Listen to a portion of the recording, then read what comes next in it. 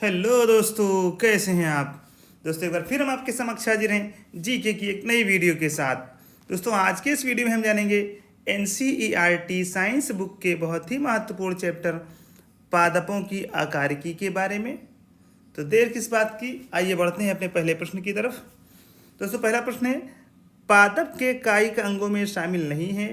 दोस्तों इसका सही जवाब हो जाएगा ऑप्शन सी, बीज। दोस्तों पादप के अंगों को मुख्यतः दो वर्गों में विभाजित किया जाता है। एक है इसका कायिक अंग, जिसे कहते हैं वेजिटेटिव ऑर्गन्स। इसके अंतर्गत जड़, तना, पत्तियां शामिल की जाती हैं। और दूसरा होता है प्रजनन अंग, इसे बोलते हैं रिप्रोडक्टिव ऑर्गन्स। इसके अंतर्गत बीज, फल तथा पुष्प शामिल किए जाते हैं। अगला प्रश्न है, ऐसे पौधे जिनके बीज के चारों ओर आवरण नहीं पाया जाता कहलाते हैं, क्या कहलाते हैं। सही जवाब हो जाएगा ऑप्शन बी, अनावृत बीजी। दोस्तों जिन पौधों के बीज के चारों ओर आवरण नहीं पाया जाता है वह अनावृत बीजी जाइनोस्पर्म कहलाते हैं। इन पर पुष्प नहीं आते, इनके जननांग प्रायः एकलिंगी होते हैं और इनका परागण पॉलिनेशन वायु द्वारा होता है। चीड़, पाइन, देवदार, सेडर, फर, स्प्रूस आदि अनावृत बीजी पौधों पादपों के प्रमुख उदाहरण हैं। बढ़ते हैं अगले प्रश्न की ओर। प्रश्न है, आवृत्त बीजी पादपों के विषय में असत्य कथन है। इसका सही जवाब हो जाएगा ऑप्शन डी, इनका संवहन तंत्र अल्प विकसित होता है। दोस्तों आवृत्त बीजी एंजियोस्पर्म में बीज फलों के भीतर ही विकसित होते हैं। इन पादपों पर पुष्प आते हैं, इसलिए इन्हें सपुष्पी पादप भी कहते हैं। इनके बीजों में एक अथवा दो बीज पत्र पाए जाते हैं। इसी आधार पर इन्हें एक बीजपत्री तथा द्विबीजपत्री नामक दो वर्गों में विभाजित किया जाता है। आवृत्त बीजी पादपों में पूर्ण विकसित संवहन तंत्र जो जाइलम एवं फ्लोएम पाया जाता है। आवृत्त बीजी पादप मनुष्यों के लिए अत्यंत उपयोगी होते हैं, जिनसे अनाज, फल, सब्जी, लकड़ी आदि प्राप्त किए जाते हैं। अगला प्रश्न है, पादप जड़ों के संबंध में असत्य कथन है। सही जवाब होगा ऑप्शन बी। दोस्तों ये प्रकाश स्रोत की दिशा में विकसित होते हैं, ये असत्य कथन है। दोस्तों पौधों का वो भाग जो बीजों के अंकुरण के समय मूलांकुर से विकसित होता है जड़ कहलाता है। जड़ें प्रकाश के विपरीत तथा गुरुत्वाकर्षण की ओर वृद्धि करती हैं। इनका अंतिम सिरा मूल गोप के द्वारा सुरक्षित रहता है। एक बीजपत्री में अपस्थानिक जड़ें तथा द्विबीजपत्री पादपों में मूसला जड़ें पाई जाती हैं। अगला प्रश्न है, ऐसी जड़ें जो मूलांकुर के अतिरिक्त किसी अन्य भाग से विकसित होती हैं कहलाती हैं, क्या कहलाती हैं। सही जवाब हो जाएगा हमारा ऑप्शन बी, अपस्थानिक।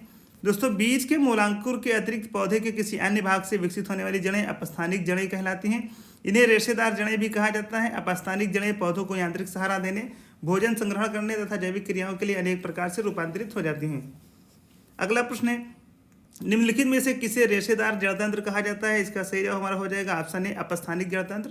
दोस्तों अपस्थानिक जड़तंत्र को ही रेशेदार जड़तंत्र कहा जाता है, जो एक बीजपत्री पादपों तथा फर्ण में पाया जाता है। इस जड़तंत्र में सामान्यतः तने से ही शाखित जड़ें विकसित होती हैं। ये जड़ें भूमि की सतह के समीप ही वृद्धि करती हैं।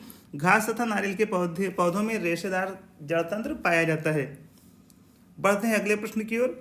दोस्तों प्रश्न कह रहा है, सूची फर्स्ट को सूची सेकंड से सुमेलित करके सही कोड का चुनाव कीजिए। तो दोस्तों इसका हमारा सही जवाब हो जाएगा option A is the right answer. पत्ता गोभी को मिलाएंगे हम पत्ती से, आलू को मिलाएंगे हम फल से, गाजर को हम मिलाएंगे जड़ से, शिमला मिर्च को हम मिलाएंगे तने से। दोस्तों सही जवाब होगा हमारा option A is the right answer. दोस्तों विभिन्न पादपों के खाने वाले भाग निम्नलिखित हैं। फल शिमला मिर्च और टमाटर का, पत्तियां पत्ता गोभी और पालक की, बीज मक्का, मटर, गेहूं, चावल के, फूल फूल गोभी, ब्रोकली के, तना आलू, गन्ना का और जड़ गाजर तथा मूली के। ये खाने वाले भाग हैं।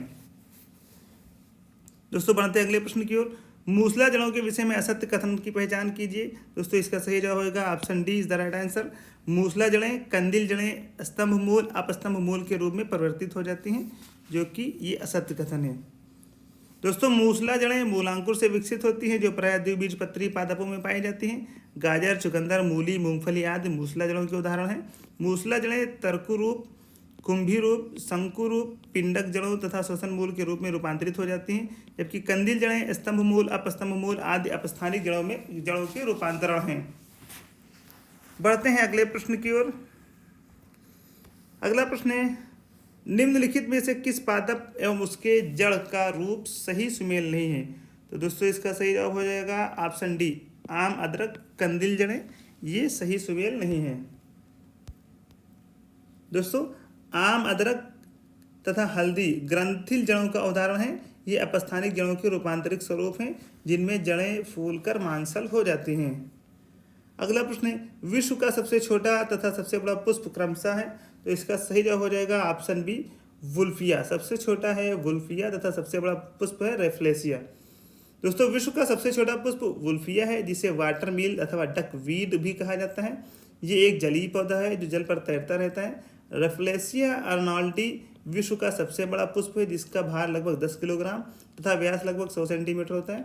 इस पुष्प से सड़े हुए मांस जैसी दुर्गंध आती है। बढ़ते हैं अगले प्रश्न की ओर। प्रश्न है, पादपों के तनों से संबंधित सत्य कथन की पहचान कीजिए, तो इसका सही जवाब हो जाएगा ऑप्शन डी उपर्युक्त सभी। दोस्तों तनों का विकास प्रांकुर से होता है। ये सामान्यतः प्रकाश की ओर तथा भूमि की विपरीत दिशा में विकास करते हैं। तनों पर पर्व तथा पर्वसंधियां पाई जाती हैं। ये तीनों कथन सत्य हैं।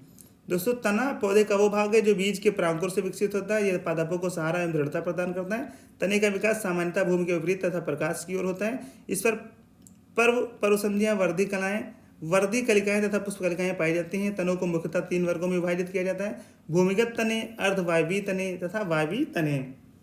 बढ़ते हैं अगले प्रश्न की ओर। दोस्तों प्रश्न कह रहा है, भूमिगत तने का रूपांतरण नहीं है। इसका सही जवाब हो जाएगा हमारा ऑप्शन डी स्तंभ प्रतान। दोस्तों पौधों के तने का वो भाग जो भूमि के अंदर पाया जाता है भूमिगत तना कहलाता है। प्रतिकूल परिस्थितियों में भोजन संग्रहण के कारण ये तने मोटे एवं मांसल हो जाते हैं। भूमिगत तनों के रूपांतरित प्रकार एवं उनसे संबंधित पादप निम्न हैं। पहला हमारा परकंद, इसमें आता है हल्दी, अदरक, केला, फर्ण आता है। दूसरा है स्तंभ कंद, इसमें होता है आलू और डहेलिया। तीसरा है सल्क कंद, इसमें प्याज और लहसुन होता है। और चौथा है घन कंद, इसमें होता है जिमी कंद, केसर का पौधा। ये इसके अंतर्गत आते हैं। दोस्तों वीडियो को लाइक करें, शेयर करें, और अगर आप चैनल पर नए हैं तो चैनल को सब्सक्राइब करना बिल्कुल भी न भूलें। बढ़ते हैं अगले प्रश्न की ओर। दोस्तों प्रश्न कह रहा है, निम्नलिखित में से पत्तियों का रूपांतरित स्वरूप नहीं है। इसका सही जवाब हो जाएगा ऑप्शन डी पत्र परकलिका। दोस्तों पत्तियां सामान्यतः हरी, चपटी तथा पतली संरचना वाले पादप अंग हैं जो प्रकाश संश्लेषण करके पौधों के लिए भोजन का निर्माण करती हैं। कुछ विशिष्ट कार्यों के संपादन के लिए पत्तियों का निम्नलिखित रूप में रूपांतरण हो जाता है, जैसे पड़घटक, पड़कंटक, पड़प्रतान, पड़ावृंत, हुक, शल्क, घटपर्णी, ब्लैडरवर्ड, चूसक, कंटक, पुष्पीयन अंग आदि। अगला प्रश्न है, विश्व का सबसे ऊंचा पौधा है। सही जवाब हो जाएगा ऑप्शन है यूकेलिप्टिस। दोस्तों यूकेलिप्टिस पुष्पीय वृक्षों में सबसे ऊंचा वृक्ष होता है। यह अत्यधिक मात्रा में जल का अवशोषण करता है, जिससे उस स्थान पर जल की कमी हो जाती है और भूमि बंजर होने लगती है। विश्व का सबसे ऊंचा वृक्ष सिकोया है। अगला प्रश्न है, अदरक एक तना है, जड़ नहीं, क्योंकि यह पर्व और पर्व संधियों युक्त होता है, इसलिए ऑप्शन सी सही हो जाएगा। दोस्तों अदरक एक जड़विहीन पौधा है। इसकी संरचना में पर्व तथा पर्व संधियां पाई जाती हैं, जो कि तने की प्रमुख विशेषता है। अदरक एवं हल्दी तने का एक रूपांतरित रूप है, जिसे परकंद कहा जाता है। अगला प्रश्न है हमारा, वह शुष्क पुष्पकली जिसका प्रयोग मसाले के रूप में किया जाता है कहलाती है। सही जवाब हो जाएगा ऑप्शन डी लौंग। दोस्तों लौंग एक सुगंधित पुष्पकली है जिसका प्रयोग मसाले के रूप में किया जाता है। यह एक सदाबहार पौधा है जिसकी उत्पत्ति मूलतः इंडोनेशिया में हुई थी। भारत, बांग्लादेश, पाकिस्तान, श्रीलंका, इंडोनेशिया आदि देशों में इसका व्यापारिक उत्पादन किया जाता है। बढ़ते हैं अपने अगले प्रश्न की ओर। हमारा प्रश्न कह रहा है, घटपर्णी के निम्नलिखित भागों में से कौन सा एक घट में रूपांतरित होता है। तो घट में कौन सा रूपांतरित होता है। दोस्तों सही जवाब हो जाएगा ऑप्शन बी पत्ता। दोस्तों घटपर्णी अथवा निपेंथीज एक कीटभक्षी पादप है जिनके पत्ते अथवा पर्णफलक घट के रूप में रूपांतरित हो जाते हैं। इस घट के ऊपर ढक्कन के समान एक संरचना होती है और घट में उपस्थित पाचक एंजाइम शिकार कीट को पचाकर पादप को पोषण मुख्यतः प्रोटीन प्रदान करते हैं। पाचन भारत के मेघालय राज्य में निपेंथीज खासियाना नामक एक दुर्लभ प्रजाति का घटपर्णी पौधा है, उसे बोलते हैं निपेंथीज खासियाना। अगला प्रश्न है हमारा, निम्नलिखित में से कौन पुष्प का एक भाग नहीं है। इसका सही जवाब हो जाएगा ऑप्शन सी पर्णवृंत। दोस्तों पुष्पीय पौधों में पुष्प एक प्रजनन अंग है जो प्रायः तने या शाखाओं के शीर्ष अथवा पत्तियों के अक्ष पर विकसित होता है तथा फल एवं बीज उत्पन्न करता है। पुष्प के प्रमुख भाग निम्नवत हैं, बाह्य दलपुंज, पुमांग तथा जायांग। पर्णवृंत पत्ती एवं तने को जोड़ने वाली संरचना है जो पत्ती को प्रकाश में उठाए रखता है। बढ़ते हैं अगले प्रश्न की ओर। प्रश्न है हमारा, पारिस्थितिकी वर्गीकरण के अंतर्गत पादपों का एक वर्ग नहीं है। इसका सही जवाब हो जाएगा हमारा ऑप्शन डी अधिपादप। दोस्तों पारिस्थितिकी वर्गीकरण के अनुसार पादपों को 4 प्रमुख वर्गों में विभाजित किया जाता है। पहला है जलोद्भिद, इसमें जलीय पादप, इनमें द्वितीयक वृद्धि नहीं होती। दूसरा है मरुद्भिद, इसमें शुष्क एवं मरुस्थलीय स्थानों पर उगते हैं। और तीसरे हैं मध्योद्भिद, ये सामान्य जलवायु में उगते हैं। और चौथा है जो कि लास्ट है हमारा, ये है लवणोद्भिद, ये लवणीय मृदा एवं जल में उगते हैं जैसे मैंग्रोव वन।